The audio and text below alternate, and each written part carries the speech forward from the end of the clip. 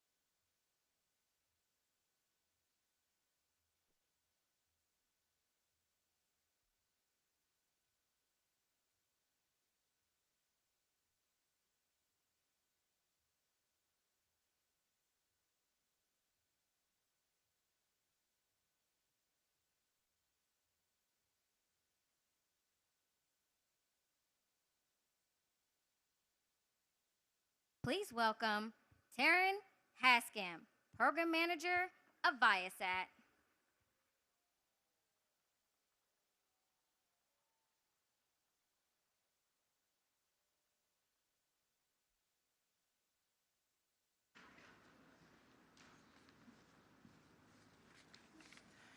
Hello, my name is Taryn Haskamp, and I'm a proud Marine and Navy veteran and Viasat employee.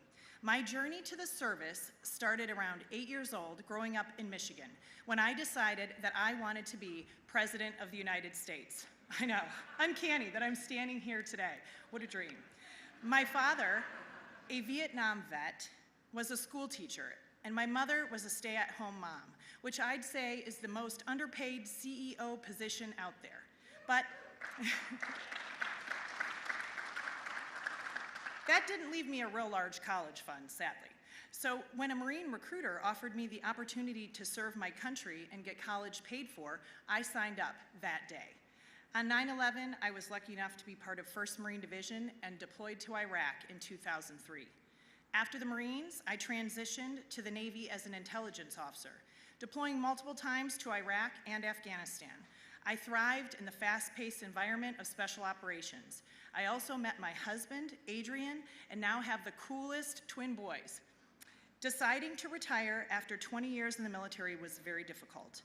I still wanted to serve my country, so I searched for a job where I could take the skills I learned overseas and apply them back home in America. That's why I joined Viasat, because its mission to connect the world through technology aligned with our philosophy in combat. The better our communication and connection to each other, the more united and successful we'll be as a team. Today, we have a leader who shares that same philosophy for the nation, rebuilding roads, bridges, chips, and broadband across the country, and connecting us as Americans around a unity agenda, one that includes veterans like me. On a personal level, I want to thank President Biden for signing the PACT Act so we can get the medical care that we need. It hit home after a dear friend of ours who served alongside us in Iraq was recently diagnosed with cancer. And I struggle with undiagnosed health issues from my own deployment near burn pits at Camp Victory. My family and I know that we have a president who truly cares about us and who will always have our back. Whether it's the work we're doing here at Viasat, the work of other companies across the nation, or the historic investments the President is making to rebuild America, we can all feel pride in the country we love. It's now my honor to introduce the man who reminds us why we are the greatest nation on earth, our Commander-in-Chief, President Joe Biden.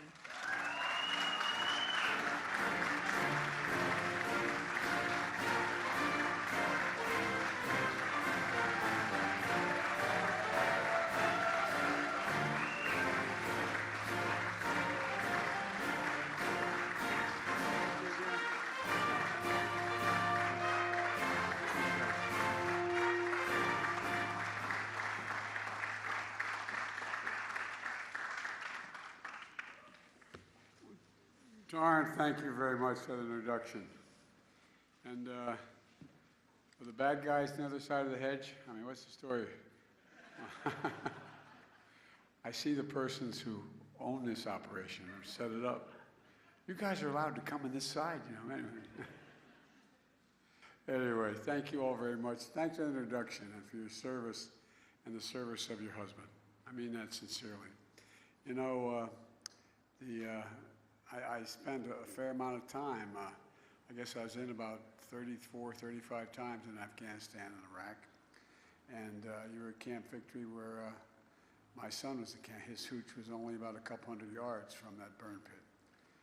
And he came home with stage 4. He went as the healthiest guy in his division, not division, his regiment, and came home with stage 4 glioblastoma. So we owe a lot of folks.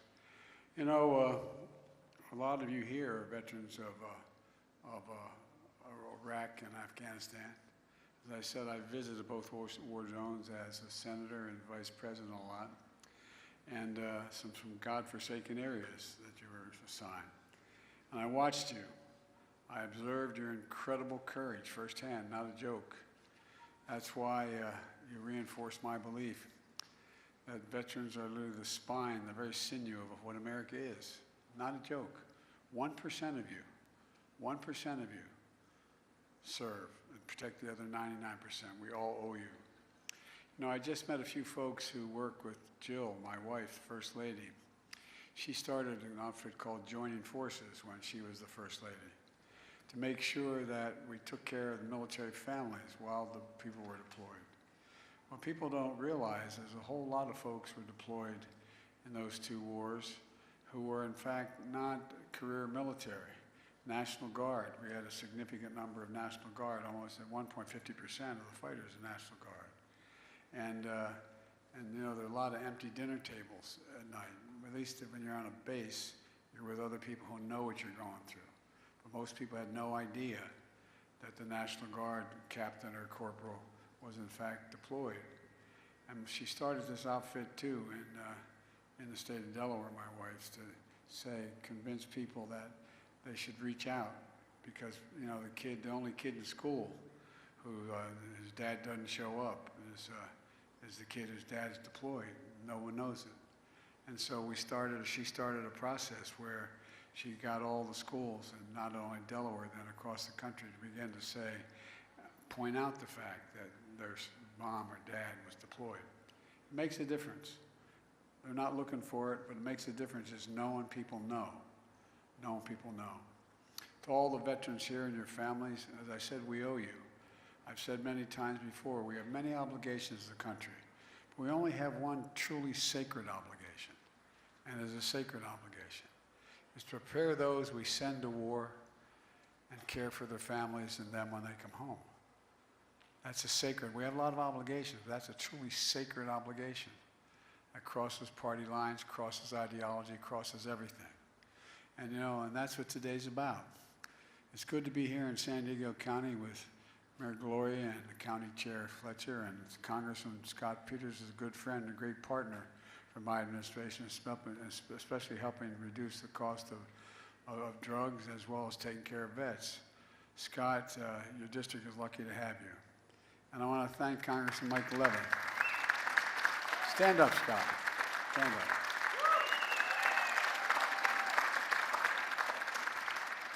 Well, this guy's the real deal. He's the real deal. And I want to ask Congressman Mike Levin, thank him for welcoming me to his district today. Mike, where are you? There you go. Mike.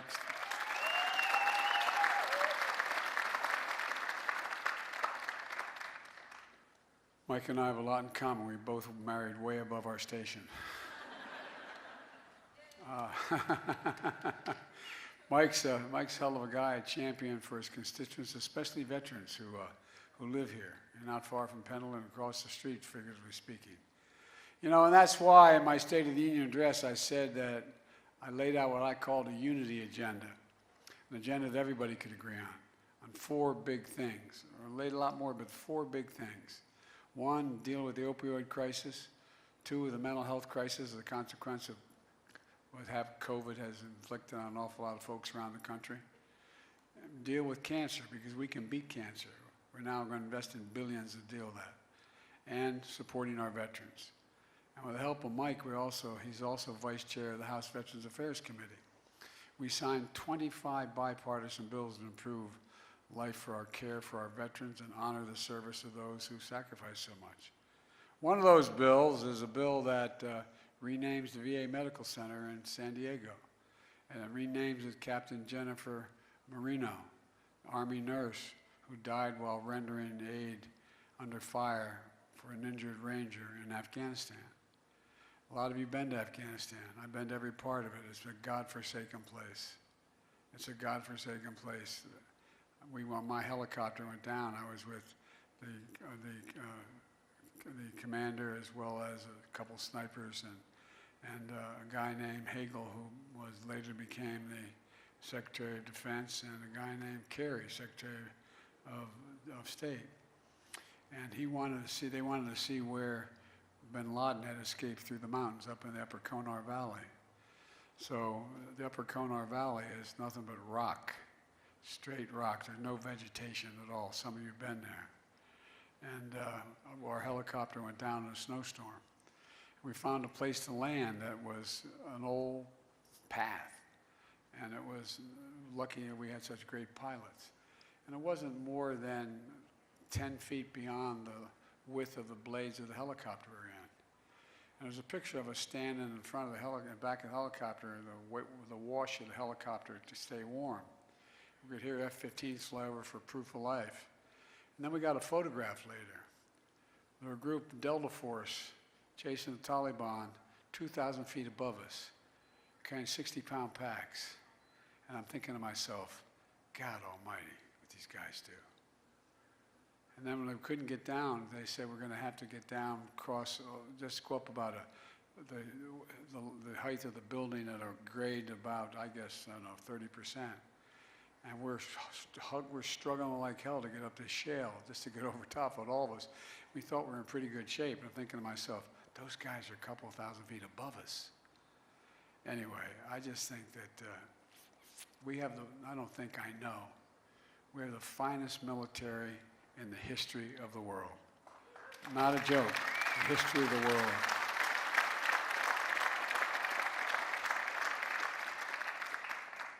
Both my fellows helped me pass a thing called the Bipartisan PAC Act, the most significant law in decades to help millions of veterans who were exposed during the military service to toxic substances, like from burn pits, the size of football fields, 8, 10 feet deep.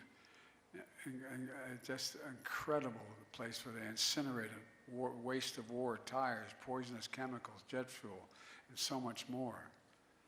And we found out, just like after those folks, those firemen after 9/11, fighting that blaze, that toxic smoke caused a lot of deaths, caused a lot of cancer, caused a lot of problems.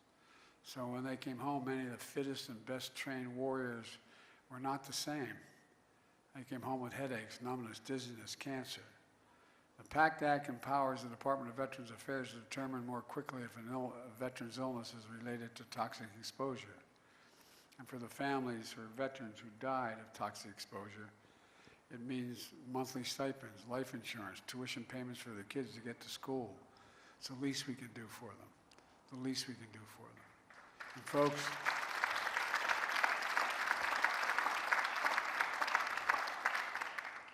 and I know some of you are even seeing whether or not you qualify or whatever you have.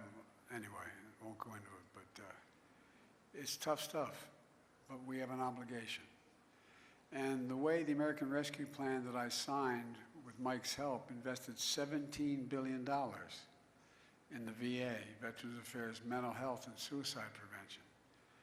As a lot of the veterans here know, more vets are dying on a daily basis, monthly basis from suicide than in war. More are dying from PSD than in war. It was averaging 21 a month. And guess what? You know, some of you are vets know, you'd have a family member call and say, he got to come in, he needs help, he needs help. And I said, we can't do it right away. Can you come in 3 days? That ends. That ends. They've got to be seen immediately, because it's literally life and death for an awful lot of folks. Folks, the reason we're here today is because of another law that I signed with Mike's help, and it matters for our economy and national security of our veterans. It's called the CHIPS and Science Act. It's a groundbreaking law that's going to build the future here in America, here in America. I'm here at Viasat today because when it comes to supporting veterans and winning the economic competition of the 21st century, this is the outfit you want to be with. You've been wonderful on both counts.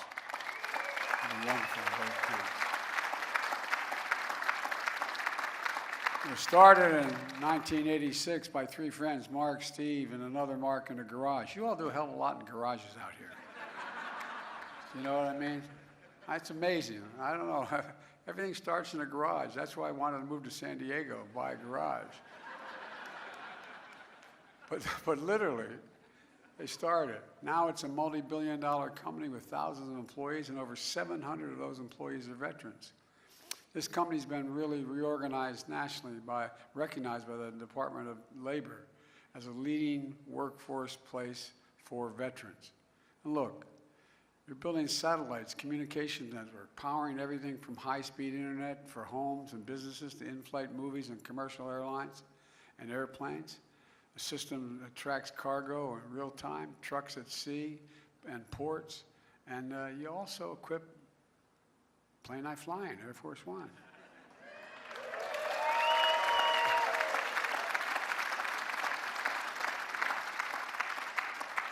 And other Air Force aircraft.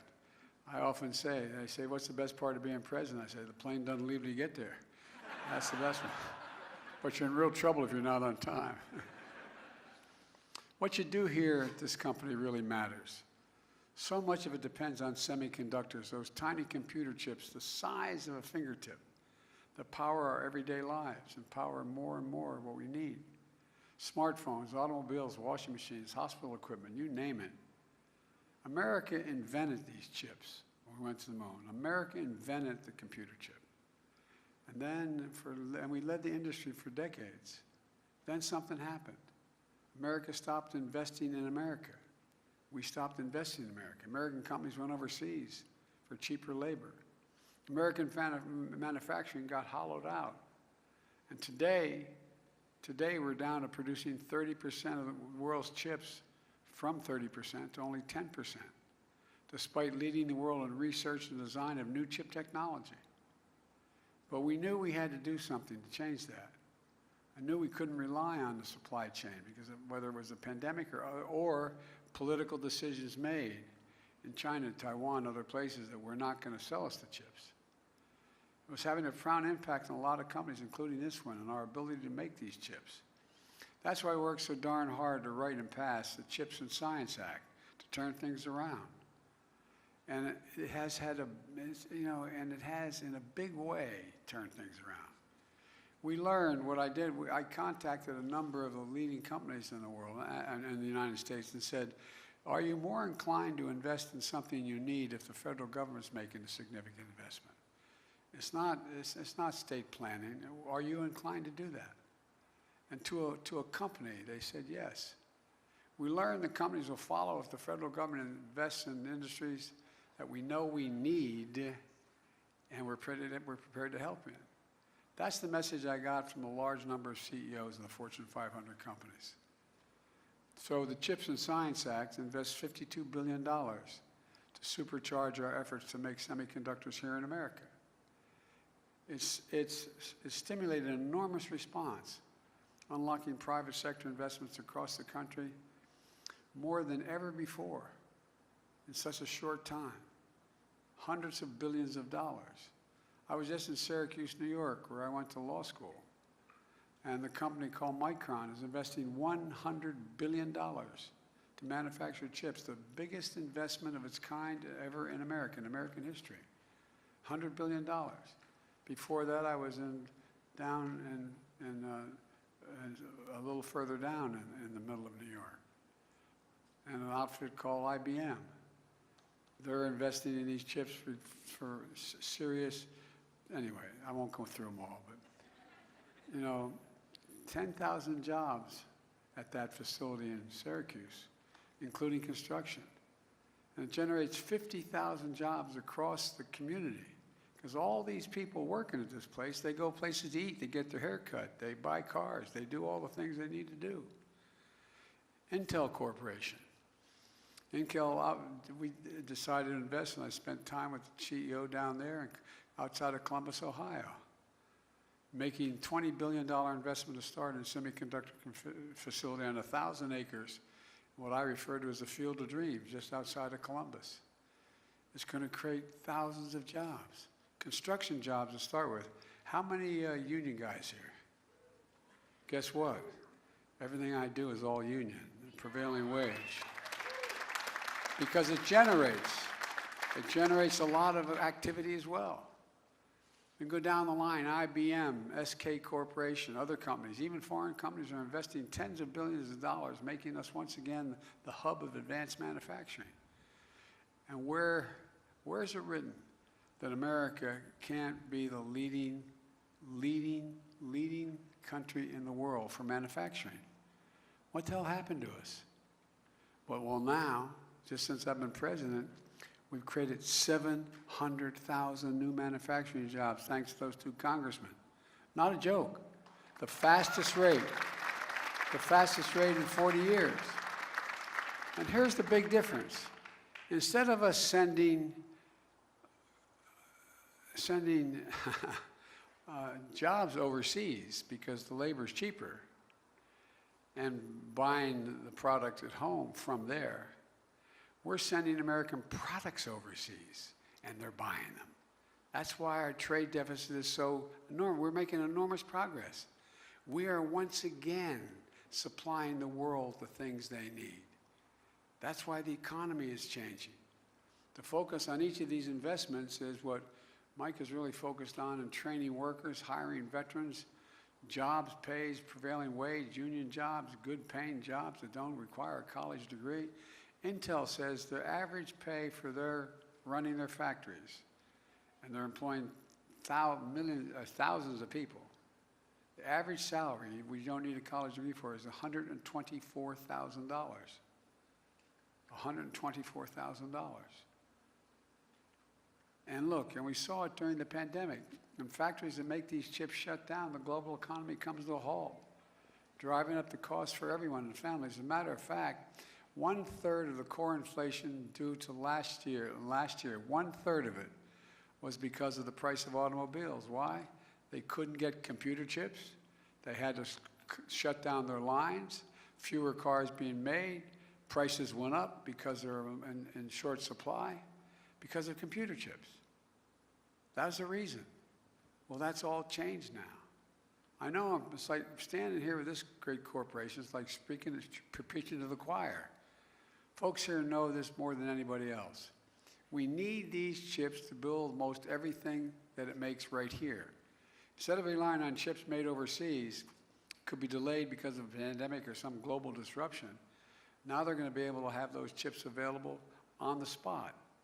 It's a game changer. And thanks to this law, this company hopes to significantly grow its global business and hire more workers in the next 5 years. And here's another thing. This is also a national security issue. A national security issue. Earlier this year, I went down to the Lockheed factory in Alabama, where they make Javelin missiles. Guess what? We were having trouble. We were having trouble supplying the Javelin missiles to Ukraine because they didn't have the chips. They didn't have the computer chips to help defend themselves against Putin's brutal and unprovoked war. We were sending these guys these javelins. We need semiconductors, not only for those javelins, but also for other weapon systems that exist today as well as in the future. One of the reasons why Russia's having a hard time, I'm not going to go into it, it'll take too much time, we're having a hard time supplying their military, is we've been not ineffective in making sure they have difficulty getting what they need to build theirs. The United States has to lead the world in the production of these advanced chips. This law is exactly that. And the law is about science as well. You know, decades ago, in the United States of America, we used to invest in ourselves. America invested 2% of its GDP, 2% of its GDP in pure research and science. Well, over the years, we've walked away from that. We invest less than 0.7% of our GDP in science and research and development. Those 2% was pure investment in research and development. We used to rank #1 in the world in research and development. Now we rank number 9 when I came to office. And China, a decade ago, was number 8. Now they're number 2 in the world. Number 2 in the world. Does anybody here think that the future doesn't rest in major breakthroughs in technology and science? And other countries are closing in fast. Well, the CHIPS and Science Act sets us on a path to move up again, to boost research and development funding back up closer to 1% quickly, fastest rate in any single year in 70 years. But there's another law that we got that really matters because of both these guys that helped me get done. We finally decided we're going to move up from being ranked number 13 in the world in infrastructure. The United States, 13 in the world, to back to number 1. Ask any business leader, and many of you in this audience, what's the one most important factor considering where you're going to decide to invest and locate your factory? Well, it's whether you have a means to transport products around the world quickly, safely, and well. It's whether the employees have safe and thriving living places to live. With Mike's help, I signed into law the Bipartisan Infrastructure Bill, the most significant investment in our nation's infrastructure since Eisenhower's interstate highway system, literally. It's a lot of money. $1.2 trillion, a lot of money. I also want to thank Scott. He was a prime mover as well. For example, I know a thing or two about rail corridors. I know about the Northeast Corridor. The joke is, when I was in the Senate, they called me Mr. Amtrak. I commuted 250 miles a day for 58 miles a day for 36 years because my wife and daughter were killed when I first got elected, and I started going home because I had the family help take care of my kids and never stop. So I know a lot about corridors. I know a lot about their impact on things, the Northeast Corridor. Because of the billions for rail in this new law, because of Mike and Scott's leadership, we're going to make sure the second busiest rail corridor in America, connecting San Diego and Los Angeles, is going to be open and running for a long time and quickly. We have the money to get it done. We have the knowledge to get it done. Look, folks, I came here because it's an example of one of the bright spots we're seeing across the country, where America is reasserting itself. As simple as that. 10 million new jobs in 20 months. This morning I learned that we added another 261,000 jobs this month. And by the way, New York Times media reports they call the report the Goldilocks report. I have my shotgun waiting for the wolf. Look, unemployment's not it went up 0.2% to 3.7%, among the lowest in 50 years. Unemployment among veterans is historically low. Putin's invasion of Ukraine sent gas prices soaring around the world.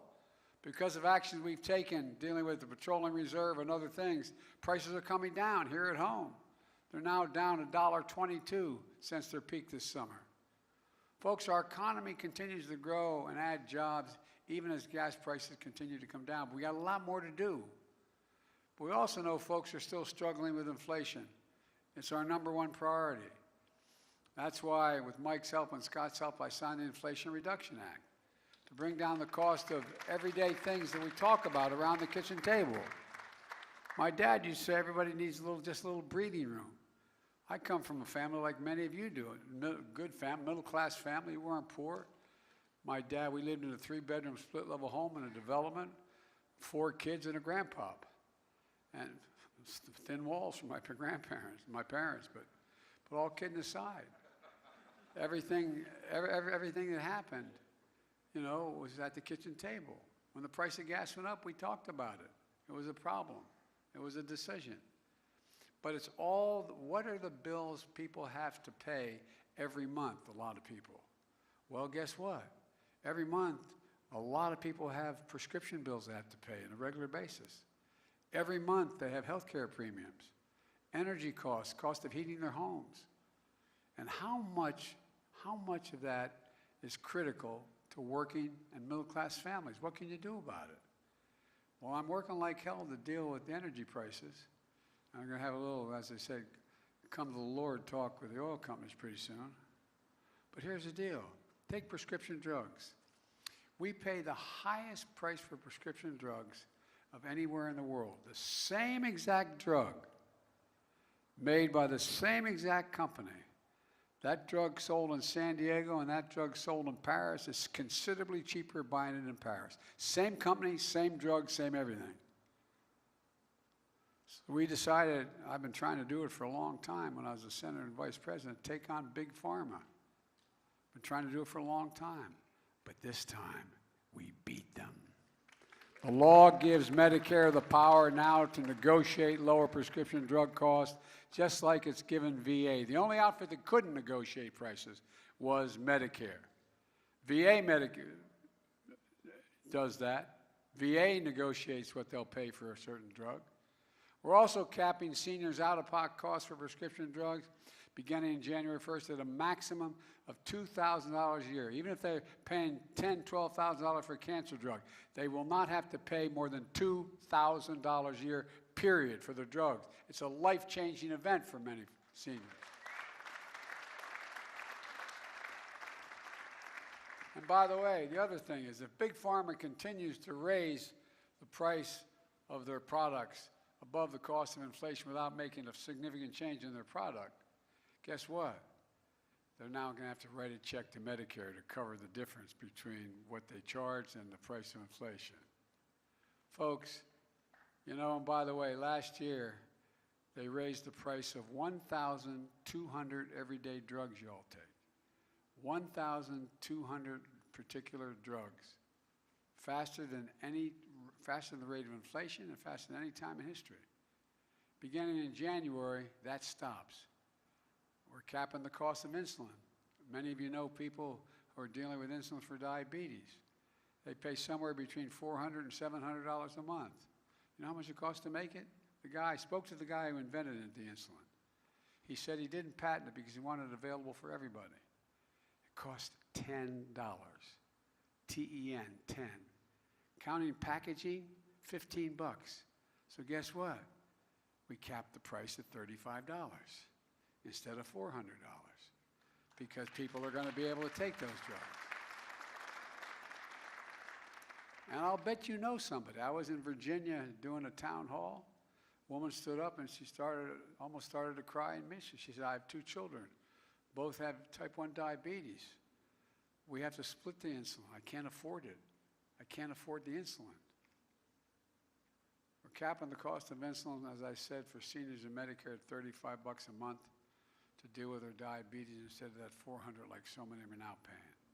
In addition, we're making the biggest investment ever to deal with the climate crisis. I know you all know there's no climate problem. I know you know that. That's why I spent a lot of time in Arizona, New Mexico, California, all through, flew up and down this state with your governor and those wildfires. I know that just happened. Come on. We finally got to the point where no one's denying that we have a climate problem. I was able to get not all I needed, but $369 billion put in that bill.